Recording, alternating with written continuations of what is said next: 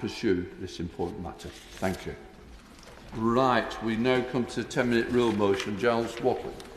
Thank you, Mr. Speaker. Mr. Speaker, I beg to move that leave be given to bring in a bill to make provision about the scrutiny and approval by Parliament of appointments to senior civil service roles and for connected purposes. Mr. Speaker, in this nation, people rightly expect this elected and accountable Parliament to oversee an impartial civil service. However, the notion of distance and unaccountability has grown amongst the populace like a spectre, and I think it's time that something was done about it. This has been caused by unnecessary tensions on both sides and casts aspersions on the majority. In my view, Mr. Speaker, we need this reform because there is nothing more fundamental to our democracy than the relationship between Parliament and the civil service. This is the mother of parliaments, and our civil service is held to be the gold standard in the world of officialdom.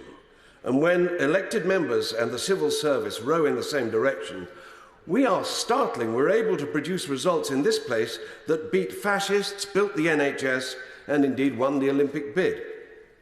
When the conduct between us becomes strained, when confidence is undermined, and when accountability or trust or respect seems lacking, we then get cast iron assurances regarding matters such as weapons of mass destructions and subpar PPE contracts.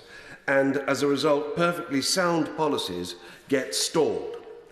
Now, I'm sure all colleagues will agree that our civil service is a great one, as is our Parliament, men and women dedicated to the public good. But recent years have been plagued with more and more tensions arising which fundamentally impact the discharge of governance and policy. Let us consider the issues we've seen in recent years and how they tell of structural deficiencies rather than being merely isolated accidents under a particular administration. The Sue Gray affair, I think, should alarm us all, whatever side of the House we sit. To have a civil servant preside over an investigation into a Prime Minister and then achieve escape velocity from the civil service to go and work immediately for the opposition has scarred the view of impartiality that the majority rightly accept and expect. The same could be said of the role of political appointees. In many ways, we can view certain Labour and Conservative spin doctors as essentially the same entity, unaccountable to the public, but very much imposed on the public, beyond the advisory role for which they were initially intended. Both of these issues could be addressed with updates to the Constitutional Reform and Governance Act 2010, which sought to better control apparatus such as special advisers. However, if you wish to fix an issue, you need to amend a culture that goes with it. And to do that, my view is to start at the top, Mr. Speaker. You need a culture that the majority of the service still respect. Now let us define that top and the route to it. The great mandarins who hold vast power are often faceless. That cannot be right in a democracy. If you want power, you must be subjected to the sunlight of this place. Permanent secretaries are appointed under a scheme in which the Prime Minister has the final say in the recruitment process. The Prime Minister alone chooses directly from a list created by the Civil Service Commissioners. If anyone here, without the aid of Google, of course, can name who these commissioners are, who appoint people to hold power over your constituents' lives, I would be amazed. It is also not just the permanent secretaries we must consider. The Transparency of Lobbying, Non-Party Campaigning and Trades Union Administration Act 2014 explains that a permanent secretary is a person serving in a range of government posts. This needs massively expanding to ensure it encompasses those top officials within state entities like the NHS. For instance, the CEO of the NHS is often seen as a godlike distant figure and not suitably accountable to this place. But let us be under no doubt. Horrific things happen if a culture is enabled where officials feel they are above policy instructions from the elected. At the current time, advancement in the civil service comes from appeasing the established networks like the Commission and the Minister for the Civil Service. But these people serve the nation, and their fortunes, therefore, should lay with this institution and not only an elite few within it.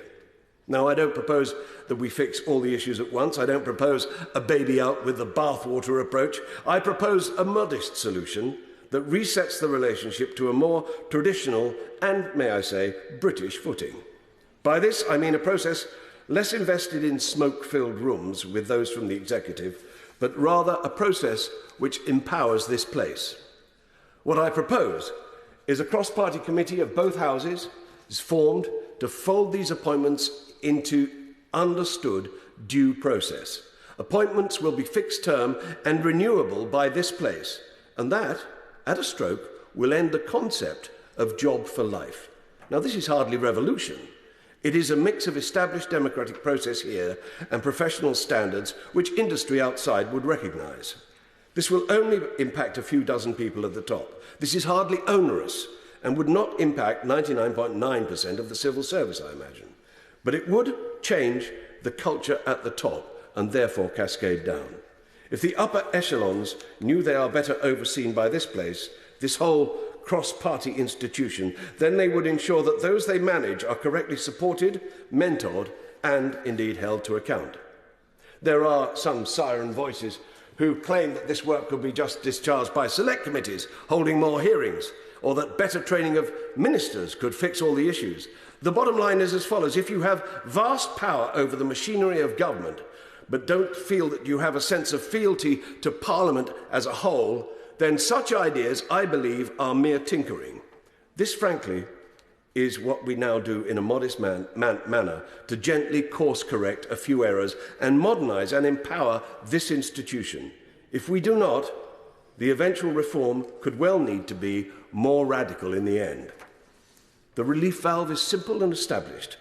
Professional industry processes via this accountable house. Let us act now, because if a trend of unaccountability continues to make people question who is really running Britain, then soon that gold standard I mentioned will be seen as fool's gold. Thank you. That the honourable member have to leave to bring in the bill. The question is that the honourable member have leave to bring in the bill. As many of that opinion say aye. Aye.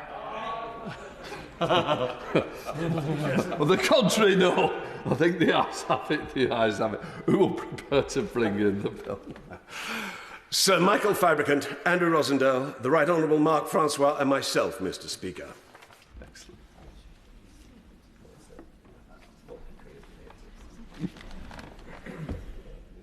Giles, Watling.